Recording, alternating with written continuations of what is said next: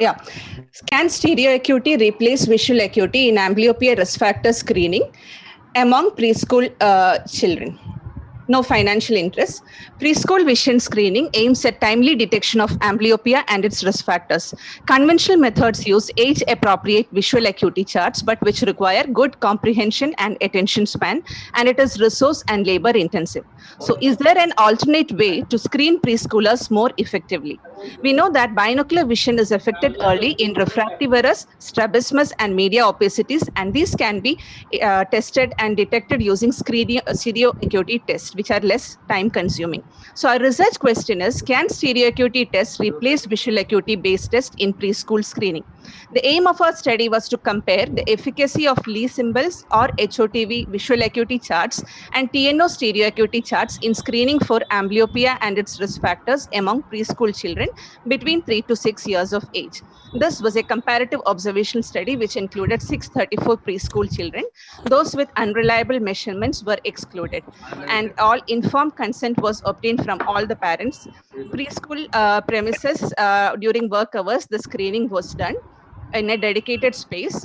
Lee symbol chart and HOTV charts were used for testing visual acuity, and pre-testing was done to familiarize the children with the test types. Near stereo acuity was estimated using TNO stereo acuity test. These were the visual acuity cutoffs based on age, and stereo acuity cutoff was 240 seconds of arc. We also did corneal reflex, ocular movements, cover test, non-mydriatic retinoscopy, and flashlight examination, and fail in any of these parameters meant referral to the higher center.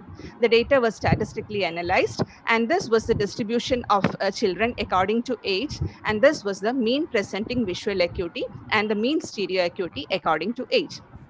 So we had a fairly good distribution of all the age groups. But when we look at the results, we can see that all the children underwent the two tests. And when we analyze the results, there was agreement between the test in terms of referral in 85% of children, but about 15% of children, the test results were different, which means the referral criteria would be different. And this was the 2 into 2 table. Here you can see that out of the children who passed visual acuity tests, like 48 passed the visual acuity test, but again, some of them failed. These 48 children who passed visual acuity test actually failed in TNO. And this was about the total age group, and it was statistically significant. When you take age-wise comparisons also, there was a significant difference between the referral rates detected by these individual tests in 4 years, 3 years, 5 years, and 6 years. And this was the plotting of referral rate. So if you look at the stat, you can see that in 3 years, the red one shows the children who were detected by TNO test alone, which is 42%.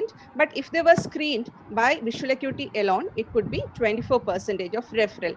So there was a huge difference in 3 years and 4 years. When you come to 5 years and 6 years, it was almost equivocal results. And there was a failure to detect if a single screening test alone was used, and many children would be missed for amblyopia screening. So we compared the combined referral rate also. This is called referral by combination. We could see that referral by combination was definitely better, but again, there was a difference in between the age groups as to which acuity, which test performed better. So there is a significant difference in the referral rates by visual acuity charts and TNO test, which was significant in all age groups and in the total population. And many children would have been detected falsely as normals and would not be referred if visual acuity alone was used or stereo acuity alone was used. And this disagreement was about 15% in the whole sample. When you come to 3 and 4 years, TNO had a better detection rate than the visual acuity charts, and this was statistically significant. When in 5 to 6 years, visual acuity and TNO referral rates were comparable, and definitely referral by combination was better. And why is this difference? So our assumptions are this: in 3 and 4 years, hyperopia is more prevalent. And when you look for a distance visual acuity based test, moderate hyperopia and significant astigmatism fails detection. And there the TNO test would have fared better. When you come to 5 to 6 years, there is improved attention and emmetropization. And to conclude, TNO rates are better in 3 and 4 years, equivocal in 5 and 6 years, and combined screening is definitely better. Pass in distance visual acuity does not eliminate the need for further test. And if you are to use one test, 3 and 4 years, use TNO. In 5 and 6 years, either of the tests may be used. Thank you. Thank you, doctor, for a good presentation. Any questions from the panel? Thank you, Dr. Sanita. It is actually excellent presentation, and from public health, community ophthalmology point of view, it is really need of the hour actually. Sitting at ministry level discussing about the program for children, then this is something a very good innovation. We wanted such kind of screening tool for children in the age of 3 to 6 years of age.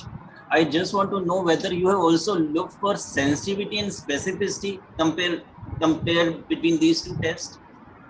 Yes, sir. For sensitivity and specificity determination, we need to have the cycloplegic retinoscopy values also to make the gold standard. So it could not be obtained in all the patients. For the time being, we have not done that. But at the same time, we do have non-mydriatic retinoscopy values for many children. And these are said to be the gold standard for screening purpose of preschool children. So we are still to look on to the specific sensitivity. I'm looking forward for result of those accuracy, the validity of these two tests in terms of sensitivity and specificity. And yes, this can be very useful at the national level. Thank you. Yes, sir. Thank you, sir.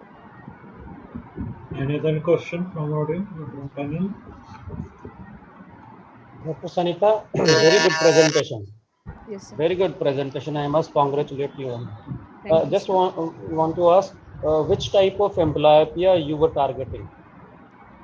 Sir, we were targeting most of anisometropic and strabismic amblyopia along with mixed and stimulus deprivation also.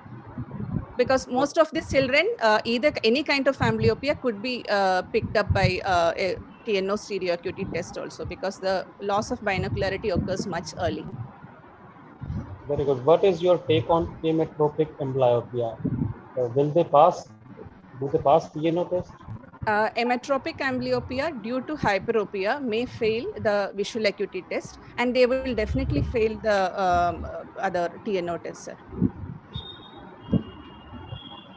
You have separate subsection regarding the type of amblyopia you have? No, sir, not in this study, sir. You have not categorized No, the type of amblyopia you got. No, sir. Thank you. Yeah, a very good presentation. I just wanted to know that is there any hello? Hello, Am I sir. audible? Yeah. Yes, ma'am. Yeah, Dr. The reason for the 3-year-old hello? Yes, ma'am. Please speak on. Yeah, is there any alternative for checking the 3 years old? They didn't do very well with the TNO. Yeah, we can always try the TNO test chart for 3-year-old ma'ams, because most of the children nowadays are more, they are well versed with most of the stereograms, and that was our practical experience also, and they actually can be screened by TNO. Okay, no, you said that okay, 3 and 4 they didn't do so well, and it was more in better in 6 years old. Yeah, my point was 3 and 4 could be better screened by TNO than a visual acuity test, and 5 and 6 either of the tests could be used. That was it, ma'am. Okay, thank you.